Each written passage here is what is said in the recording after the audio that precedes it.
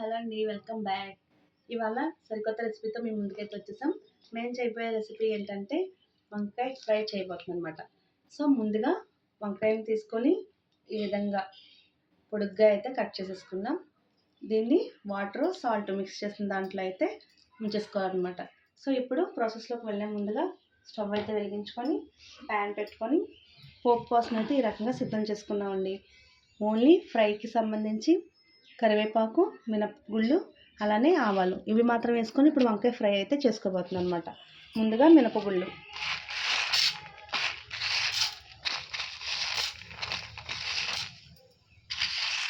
అలానే ఆవాలు ఇవి కొంచెం చిప్పట్లాడుతుండగా కరివేపాకు వేద్దామండి. ఒకసారి మిక్స్ చేసేసుకొని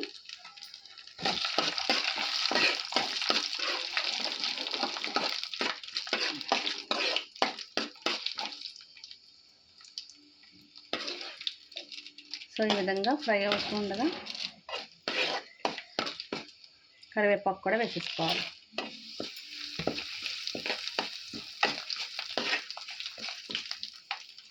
ఎలాగో వంకాయ ఫ్రై అనుకుంటున్నాం కదండి, ఈ వంకాయలతో పాటు ఇవి కూడా బాగా వేగిపోతాయి అన్నమాట. సో ఒక 2 సెకండ్స్ తర్వాత కరివేపాకు కూడా కొంచెం వేగింది. ఇప్పుడు ఈ వంకాయ పీసెస్ని అయితే వేసేద్దాం. ఇలా పొడుగ్గా కట్ చేసుకుంటే బాగుంటుందని చెప్పి ఈ విధంగా అయితే కట్ చేసుకున్నామండి.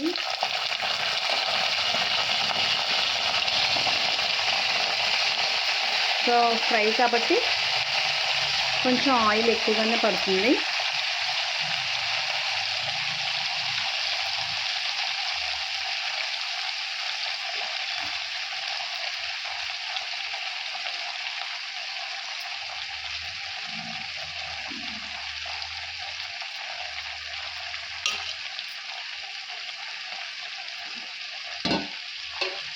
ఇప్పుడు ఇందులో మనం కొంచెం సాల్ట్ అయితే వేసేసుకొని ఒకసారి మిక్స్ చేసుకుందాం.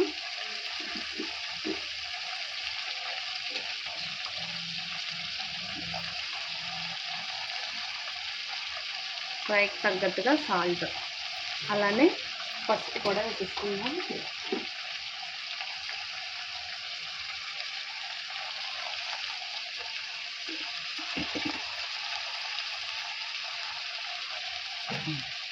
సో కొంచెం పసుపు వేసేసుకొని ఒకసారి మిక్స్ చేసేసుకుందాం.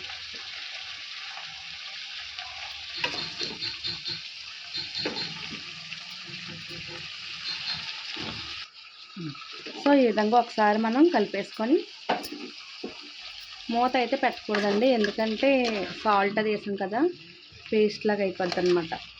సో ఇలా ఓపెన్గానే ఉంచి వేపుకుంటూ ఉంటే మనకి ఫ్రై అయితే బాగుంటుందన్నమాట. సో కొంచెం స్టవ్ హైలో పెట్టుకొని ఈ విధంగా అయితే మిక్స్ చేసేసుకోవాలి. సో ఒక 15 మినిట్స్ తర్వాత మనకి ఈ విధంగా అయితే వంకాయలు కుక్ అయిపోయినాయండి. ఇప్పుడు దీంట్లో మనం కారం అయితే వేసేసుకుందాం. సో దీన్ని అంతా హై ఫ్లేమ్లో పెట్టుకొని ఫ్రై చేసుకోవాలి, ఎందుకంటే వాటర్ ఎక్కువ వచ్చేసి పేస్ట్ లాగా అయిపోద్ది అనమాట. సో అలా రాకూడదు అనుకుంటే మనం ఈ విధంగా హైలో పెట్టుకొని ఫ్రై చేసుకొని ఈ విధంగా కుక్ అయిపోయిన తర్వాత కారాన్ని అయితే యాడ్ చేసుకుని ఒకసారి మిక్స్ చేసేసుకుందాం.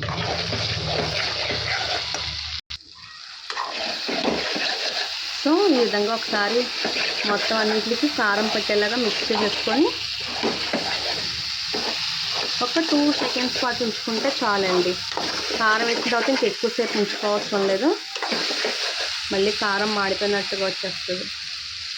సో మన ఎమ్మి వంకాయ ఫ్రై అయితే రెడీ అయిపోయింది.